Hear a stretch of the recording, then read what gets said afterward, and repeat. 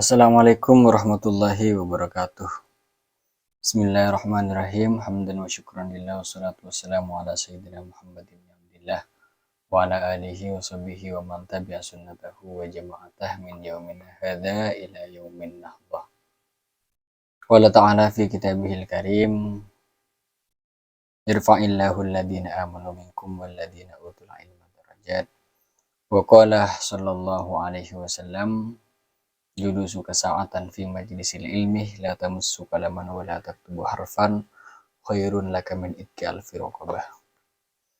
Yang kami hormati segenap pengurus badan harian Badan Eksekutif Mahasiswa Universitas Islam Madura dan seluruh anggota di kepengurusan BEM FAI UIM dan juga teman-teman FAI dari semester 2 sampai semester selanjutnya. Bismillahirrahmanirrahim. Kembali lagi kita ke kajian yang kedua, yakni kajian FAI UIM, kajian fakultatif Ramadan, yang mana dalam hal ini diisi dengan kajian kitab. Kitabnya adalah Adabun Nisa Al-Mausum bi Kitabil Inayah wan Nihayah yang ditulis oleh Al-Imam Abdul Malik bin Habib Al-Andalusi. Bismillahirrahmanirrahim. Dari yang kedua, dari pembahasan yang kemarin, kita membahas tentang hadis yang pertama, yakni pembahasan tentang wanita yang solehah, di mana wanita yang solehah ini merupakan incaran pertama dari seorang laki-laki yang menginginkan keluarga yang sakinah, mawaddah, warahmah. Karena di antara salah satu kebahagiaan terhadap seorang yang beriman adalah ketika orang ini memiliki istri yang solehah. Semoga kita dan anak-anak laki-laki kita suatu saat nanti, kerabat-kerabat kita, sahabat-sahabat kita ini mampu memiliki wanita yang solehah. Sedangkan yang perempuan semoga bisa merubah diri, hijrah menjadi wanita yang solehah. Bismillahirrahmanirrahim. Kita lanjutkan ke hadis yang kedua. Wa an Atha bin Abi Rabah anna Rasulullah sallallahu alaihi wasallam qala min khairi faidatin yufiduhal mar'ul muslimu ba'dal akhis salihih al mar'atus salihatul lati in nadhara ilaiha sarrathu wa in amaraha ata'athu wa in ghaba anha hafidathu fi nafsiha wa fi malihi. Ini hampir sama dengan hadis yang pertama ketika kita berbicara tentang wanita yang solehah. Ini menunjukkan bahwa kita harus memiliki wanita yang solehah, yang itu disebutkan ciri-cirinya di hadis yang pertama yang kita kaji di minggu yang kemarin. Dari Atha bin Abi Rabah, sesungguhnya Rasulullah bersabda, sebagian dari manfaat yang dapat bermanfaat terhadap seorang laki-laki setelah saudara yang soleh, yaitu seorang istri yang solehah. Ketika dilihat dapat membuat bahagia, ketika diperintah selalu mentaati, dan ketika sedang dalam keadaan jauh dia selalu menjaga dirinya dan harta suaminya. Ini sudah kita bahas ciri-ciri wanita yang solehah, itu ada 4. Ketika dilihat menyenangkan, ketika diperintah itu selalu mentaati, ketika dia jauh dari suaminya dia bisa menjaga dirinya dan menjaga hartanya. Itu yang saya sebutkan di kajian yang awal, dan itu syaratnya hanya satu, yaitu takwa. Syaratnya takwa itu harus alim. Artinya dia meskipun tidak banyak mengetahui tentang agama, dia tahu tentang mana yang harus dilakukan dan mana yang harus ditinggalkan. Baik, ada salah satu sahabat Nabi yang meriwayatkan hadis 378 hadis, mungkin lebih. Ini yang disebutkan para ulama saja. Namanya adalah Ummu Salamah. Beliau adalah istri dari Abu Salamah yang kemudian wafat, lalu beliau menjadi Ummahatul Mukminin. Saya berikan satu contoh ini saja. Kalau kita bisa meniru satu orang ini, kita insya Allah bisa merenungkan diri menjadi pribadi yang beriman, bertakwa, berakhlak mulia, dan bermanfaat untuk orang lain. Serta insya Allah kehidupan kita ke belakangnya akan menjadi lebih sejuk, lebih damai, dan lebih anggun. Ummu Salamah ini namanya adalah Hindun. Beliau dari suku Bani Makhzum Al-Quraisy, dari seorang Quraisy. Beliau ini mempunyai suami namanya Abu Salamah. Nama aslinya adalah Abdullah bin Abdul Asad dari suku Bani Asad. Mereka ini menikah dan alhamdulillah mereka berdua ini termasuk salah satu sahabat Rasulullah Shallallahu Alaihi Wasallam yang masuk Islam pada pertama kali, masuk ke as-sabiqunal awwalun, orang yang pertama kali masuk Islam bersama Rasulullah Shallallahu Alaihi Wasallam. Sehingga ada ulama yang mengatakan Abu Salamah ini masuk ke Islam itu merupakan salah satu orang yang terdekat dengan Rasulullah di antara sahabat-sahabat yang lain. Singkat cerita, Abu Salamah dan Ummu Salamah ini bersama Rasulullah di Mekah mengikuti hijrahnya Rasulullah, apa yang menimpa kepada orang Islam di situ, sehingga mereka berdua sempat hijrah ke Habasyah. Kemudian mereka kembali lagi. Lalu ada perintah dari Rasulullah Shallallahu Alaihi Wasallam agar orang Islam itu hijrah ke Madinah. Nah, di sini yang menjadi titik temu kecintaan mereka kepada Rasulullah Shallallahu Alaihi Wasallam. Seperti biasa, orang-orang Bani Makhzum Al-Quraisy ini tidak rela kalau di antara salah satu dari anak buah mereka, dari Bani Makhzum yang ikut hijrah bersama Rasulullah ke Madinah. Akhirnya Abu Salamah dan Ummu Salamah ini berangkat untuk hijrah. Sampai di tengah jalan, unta mereka ternyata dicegat oleh kelompok dari Bani Makhzum Al-Quraisy, sehingga mereka berdua ini tidak sampai hijrah ke Madinah. Sebenarnya Abu Salamah ingin mempertahankan istri dan anaknya. Anaknya ini adalah Salamah, beliau itu masih kecil waktu itu. Abu Salamah menginginkan supaya Ummu Salamah ikut hijrah, tapi apalah daya, Bani Makhzum tidak mengizinkan mereka, dan akhirnya Abu Salamah ini memang harus berhenti di situ. Abu Salamah ini ada dua pilihan, antara mempertahankan istrinya kembali lagi ke Mekah, ataukah tetap mengikuti perintahnya Rasulullah untuk hijrah ke Madinah. Ternyata yang dipilih Abu Salamah, subhanallah, adalah Abu Salamah itu hijrah ke Madinah dan meninggalkan anak istrinya. Itu dikatakan oleh Al-Imam di dalam kitab Syiar wa Alamin Nubala karya Imam Adz-Dzahabi, itu disebutkan bahwa Ummu Salamah ini merupakan orang yang sangat cantik. Sehingga Abu Salamah rela meninggalkan istri dan anaknya di Madinah, di Mekah, untuk hijrah bersama Rasulullah Shallallahu Alaihi Wasallam ke Madinah. Subhanallah, orang yang rela meninggalkan keluarganya tercinta untuk sang baginda Rasulullah Sallallahu Alaihi Wasallam. Kalau kita ditanyakan kepada kita sendiri, ya, tanyakan apa yang sudah kita tinggalkan untuk Rasulullah Sallallahu Alaihi Wasallam, atau apa yang sudah kita lakukan untuk sang baginda Muhammad Sallallahu Alaihi Wasallam. Ini menjadi pertanyaan besar bagi kita. Apakah kita sudah diuji seperti imannya Abdullah bin Abdul Asad atau Abu Salamah tadi? Singkat cerita, Bani Makhzum tidak mengizinkan Ummu Salamah itu hijrah ke Madinah, sehingga terpaksa dia harus kembali ke Mekah. Ternyata di Mekah dia tetap ingin ngotot kembali lagi ke Madinah mengikuti suaminya. Ternyata oleh suku Makhzum di Al-Quraisy di Mekah, Ummu Salamah ini dipenjara bersama anaknya agar tidak mengikuti Rasulullah Shallallahu Alaihi Wasallam ke Madinah. Ternyata 1 tahun lamanya Ummu Salamah ini dikurung oleh suku Bani Makhzum. Bayangkan, itu sudah 1 tahun dikurung, dan setiap malam dikatakan oleh para ulama, Ummu Salamah ini menangis karena rindu terhadap suaminya dan Rasulullah Shallallahu Alaihi Wasallam. Ini iman seorang perempuan yang ditinggalkan oleh suaminya demi Rasulullah Shallallahu Alaihi Wasallam.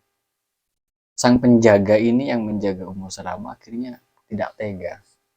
Oh, ada orang yang setiap malam menangis karena rindu terhadap suaminya.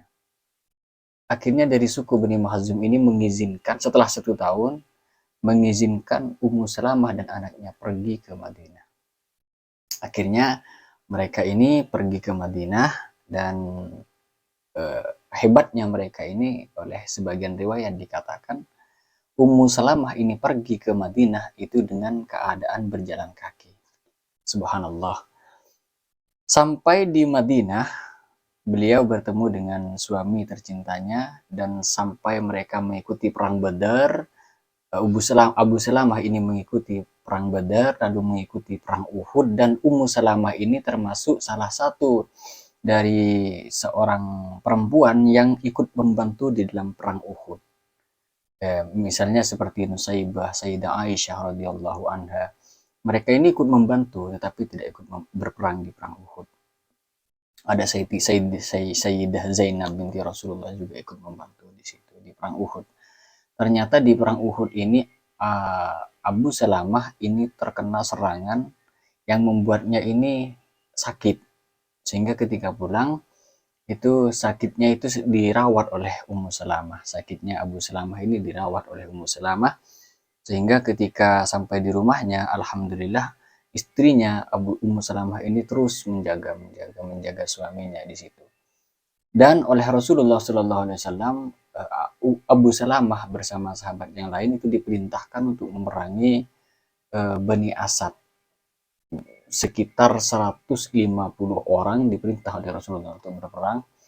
Dan pada kesempatan perang ini ternyata Abu Salamah terkena serangan lagi sehingga membuat dirinya menjadi sakit. Beliau pulang ke rumah dan setelah sampai ke rumah beberapa hari setelah itu Abu Salamah menjadi sakit dan berpesan kepada istrinya, wahai istriku, ini disebutkan di dalam kitab Syiaru Alamin Nubala karya Al-Imam Adz-Dzahabi. Beliau Abu Salamah ini berdoa kepada Allah supaya kalau dia mati itu digantikan oleh orang yang lebih baik daripada Abu Salamah. Sementara Ummu Salamah sendiri, dia ini menuturkan bahwasanya kepada suaminya yang waktu itu belum wafat, Ummu Salamah ini mengatakan kalau ada seorang perempuan yang ditinggal mati oleh suaminya, lalu si perempuan itu tidak menikah lagi, maka suatu saat nanti suami istri ini akan bertemu di surga, membangun kebahagiaannya kembali. Ini yang seperti yang dilakukan oleh salah satu sahabat Nabi yang bernama Abu Dzarrin dan Ummu Dzarrin. Ini saya tulis di dalam sinopsisnya buku saya yang berjudul Cinta dalam Cinta. Terus setelah kepergiannya Abu Salamah, ternyata Ummu Salamah ini waktu itu masih berumur 29 tahun. Kita tahu sekarang umur 29 tahun itu masih muda, meskipun beliau sendiri sudah mempunyai 4 orang anak. 1 wafat, yang 2 ini hidup. Yang namanya adalah yang paling tua namanya Salamah, kemudian Umar, lalu Zainab putranya beliau. Karena beliau ini masih sangat cantik, sangat bagus, sangat cantik.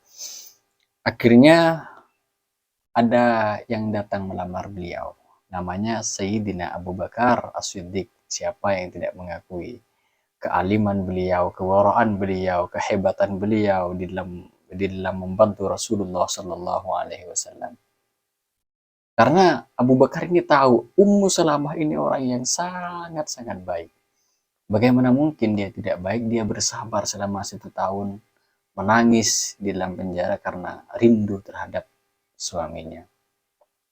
Akhirnya Abu Bakar datang untuk melamar. Ternyata jawabannya dari Ummu Salamah, wahai Abu Bakar, saya bukannya tidak mau menerimamu sebagai suamiku, tapi apalah daya. Hanyalah seorang Ummu Salamah, kamu itu adalah orang yang mulia, dekat dengan Rasulullah, mendapatkan julukan As-Siddiq, lalu hanya saya ini siapa?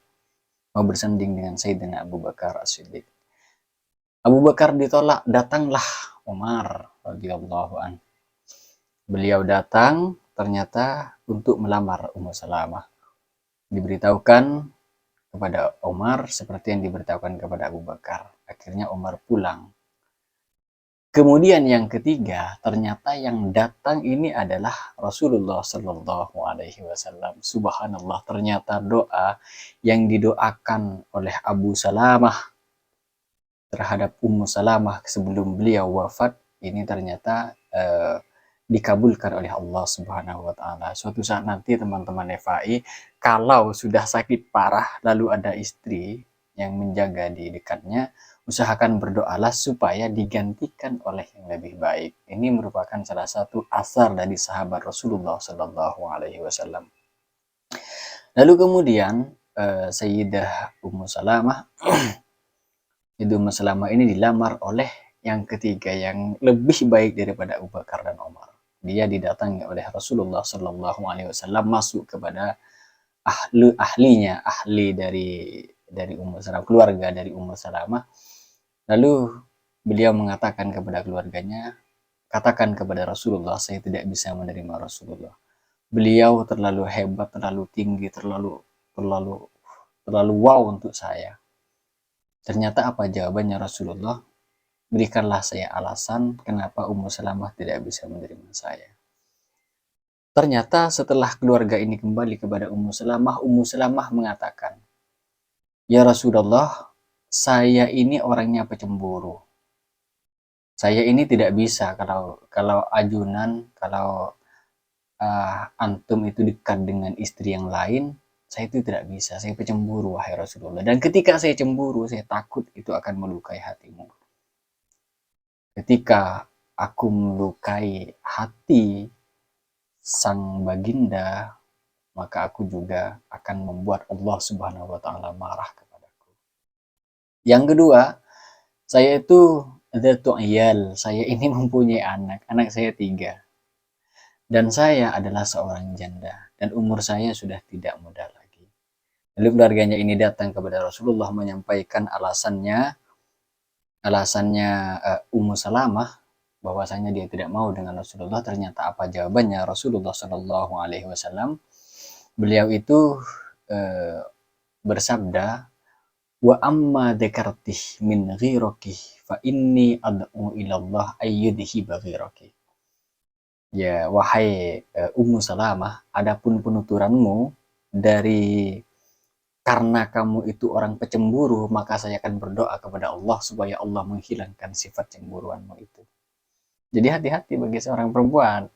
Jangan sampai pecemburu kepada suaminya. Suaminya itu mempunyai istri 2, istri 3, istri 4.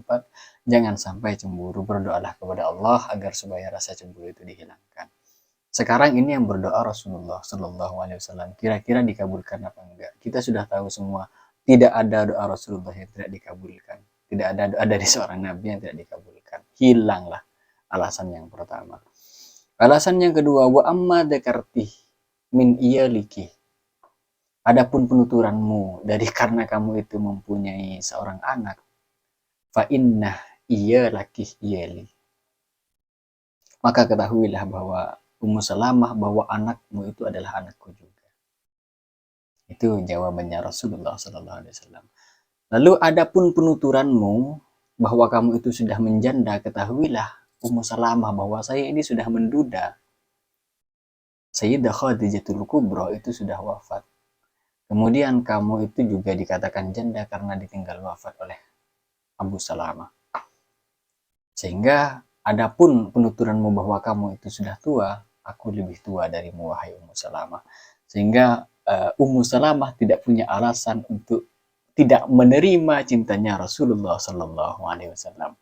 Ini mengajarkan kepada kita teman-teman FAI bahwa menjadi seorang laki-laki itu harus cerdas, tidak boleh bodoh, harus cerdas. Untuk mendapatkan seorang perempuan itu bukan didapatkan dengan beberapa apa yang disebut dengan harta tahta dan glowing dan good rekening, glowing, bukan itu, tapi dengan kecerdasan.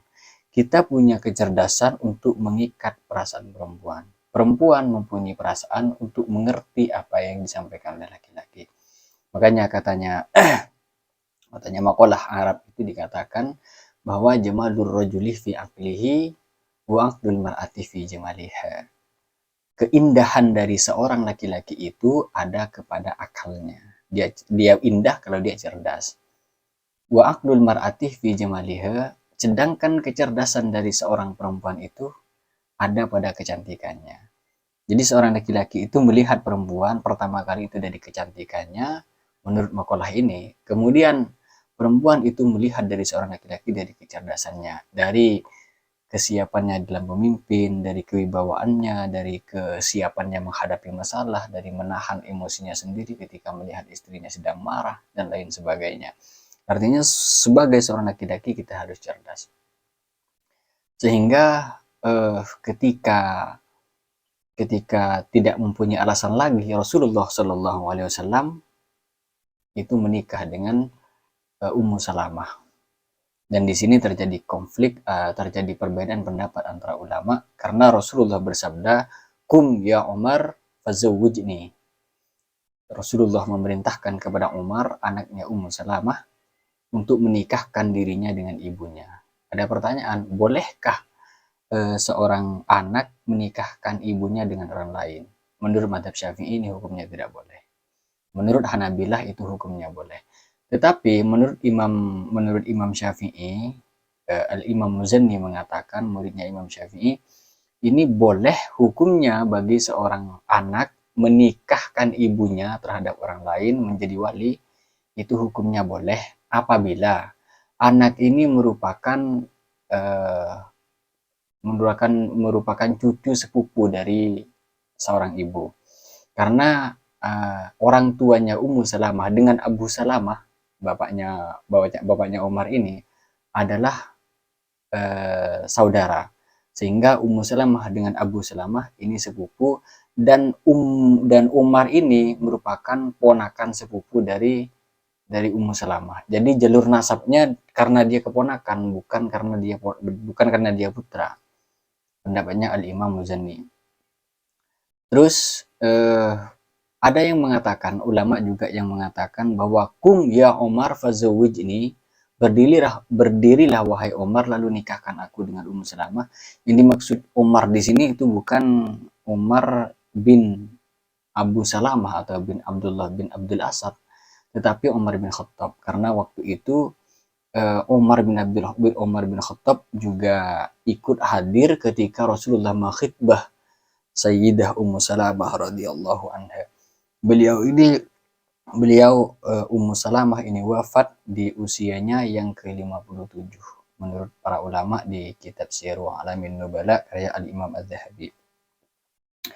Sebenarnya masih banyak cerita-cerita dari Ummahatul Mukminin, dari Sayyidatul Mukminat di dalam kitab-kitab itu, tapi saya mengutip ini sebagai pelajaran bagi kita. Terus harus bagaimana sih wanita yang soleh? Apakah cukup hanya 4 itu? Yang pertama harus idza nadarta ilaiha saratkah, ketika lihat membahagiakan, wa idza amaraha atau atkah, ketika diperintahkan mengikuti. Kemudian wa in wabanha fudutka fi malika wa nafsiha, ketika engkau jauh dari istrimu, dia bisa menjaga dirinya dan menjaga harta suaminya. Itu kalau hanya itu syarat-syaratnya kita pikirkan pakai logika, bukan secara tekstual hadis, maka ketika dia menghadapi masalah dia akan marah. Dia tidak bisa bersabar, dia tidak bisa menghadapi konflik ekonomi, tidak bisa menghadapi keadaan sosial yang sedang menimpa dirinya, tidak bisa menghindari fitnah dan lain sebagainya. Itu apabila syaratnya hanya itu saja. Makanya dari Ummu Salamah ini kita bisa mengambil pelajaran, mulai dari kesabaran beliau, keteguhan iman beliau ketika beliau ini berpisah dengan seorang suaminya. Bayangkan dia menangis itu sampai 1 tahun beliau menangis, subhanallah. Lalu di hadis riwayatnya Imam Muslim ada sebuah riwayat yang berbunyi seperti ini. Ketika Ummu Salamah ini ditinggalkan oleh suaminya Abu Salamah, ditinggal wafat, beliau ini mendengarkan Rasulullah Shallallahu Alaihi Wasallam bersabda. Sabdanya Rasulullah, barang siapa yang ditinggal oleh suaminya, lalu dia berdoa, atau barang siapa yang mendapatkan musibah, lalu dia berdoa, doanya seperti ini. Ini dicatat ya, bagi teman-teman yang nanti ya, akan mendapatkan musibah atau yang sudah terkena musibah. Doanya adalah Allahumma ajurni fi musibati wakhluf li khairan minha. Saya ulangi lagi, Allahumma ajurni fi musibati wakhluf li khairan minha. Artinya adalah, wah ya Allah, berikanlah ganjaran terhadap musibah yang menimpaku, dan berikanlah di belakang ini anugerah yang lebih baik daripada musibahku yang hilang. Jadi Ummu Salamah kehilangan Abu Salamah, sekarang Ummu Salamah mendapatkan siapa? Mendapatkan Rasulullah Sallallahu Alaihi Wasallam. Jadi bagian terkena musibah jangan risau, amalkan ini. Ya Allah, saya tahu musibah ini berat ya Allah, tapi ajunan tidak akan pernah memberikan musibah yang lebih berat daripada kekuatan hambanya. Ya Allah, saya meminta punggung yang kuat, bukan meminta diringankan beban. Jadi permintaannya itu dibalik, jangan minta ya Allah ringankan beban saya, jangan. Tapi ya Allah berikanlah punggung saya yang lebih kuat untuk menanggung beban musibah, untuk menanggung beban hidup dan lain sebagainya. Sehingga kalau kita mempunyai punggung yang kuat untuk menanggung musibah, lalu hati yang lebih lapang untuk melihat kejahatan dan lain sebagainya, musibah yang tertimpa pada kita, maka seketika suatu saat nanti kita terkena musibah lagi, kita sudah mempunyai punggung yang kuat. Jadi ini salah satu sahabat Rasulullah Sallallahu Alaihi Wasallam yang bernama Ummu Salamah yang patut untuk kita tiru. Beliau ini adalah salah satu istri Rasulullah Sallallahu Alaihi Wasallam yang wafat paling akhir, sehingga beliau ini katanya Al-Imam Az-Zahabi itu sudah nyampe ke masanya Sayyidina Husain radhiyallahu an. Sayyidina Husain yang dibunuh oleh seseorang akibat konflik politik itu, ternyata Ummu Salamah waktu itu masih hidup, dan beliau ini sangat menangis, sangat menyesal, sangat sakit hatinya ketika melihat cucu sang baginda Rasulullah Shallallahu Alaihi Wasallam itu terbunuh. Jadi menjadi wanita yang solehah, tambahan dari saya, yang pertama harus imannya kuat. Ini bayangkan Ummu Salamah, imannya itu seperti apa. Yang kedua, di samping imannya kuat, dia juga harus mempunyai ketakwaan kepada Allah Subhanahu wa Ta'ala. Orang Kristen apakah bisa melakukan apa yang diperintahkan oleh Rasulullah yang tadi? Wa idza nadarta ilaiha sarratkah, ketika kau melihat istrimu dia membuatmu bahagia. Orang Kristen bisa nggak? Bisa. Bisa, kalau hanya seperti ini membuat suami bahagia itu bisa. Dengan kecantikannya, dengan ramah tamahnya, tidak harus beriman, bisa. Kemudian idza amaroha atau atkah, ketika diperintahkan dia mentaati perintahmu. Orang Kristen bisa apa enggak? Bisa. Orang Islam bisa, apalagi orang Islam ya. Orang Kristen bisa juga seperti itu. Kemudian wa in ghaba anha wa in ghabat anka hafidatka fi malika wa nafsiha, ketika seorang istri ini jauh darimu, dia bisa menjaga dirinya dan hartamu. Orang Kristen bisa nggak? Bisa. Tetapi yang bersabar, selalu berzikir kepada Allah, suka mengaji, tidak suka mengumbar apa yang ada pada suami, dia menjaga dirinya, dia selalu mendoakan suaminya, dia menjaga imannya, menjaga takwanya, ini yang tidak bisa. Makanya syarat dari 3 ciri-ciri ini, yang pertama harus alim. Bagaimana mungkin dia bisa mempunyai ciri-ciri seperti itu kalau tidak alim? Yang kedua harus takut kepada Allah dan Rasulnya. Yang ketiga harus beriman. Jadi teman-teman FAI itu jangan cari istri yang cantik, atau jangan cari istri yang kaya. Carilah istri yang bisa membuatmu bahagia. Karena yang membuat cantik itu adalah cinta, bukan cinta yang membuat istri kita itu menjadi cantik. Sama, seorang istri jangan mencari suami yang ganteng atau good reckoning atau good looking, tapi carilah suami yang bisa memimpin. Caranya bagaimana? Lihat dari sampai mana ketakwaannya. Kalau dia sudah takwa kepada Allah, insya Allah dia akan bisa memimpin rumah tangga menuju jannahnya. Amin Allahumma amin. Mungkin ini yang dapat saya sampaikan dari hikmah Ramadan, hikmah maghfirah dari Allah Subhanahu wa taala. Yang saya sampaikan dari tadi, jika ada kesalahan itu murni dari saya.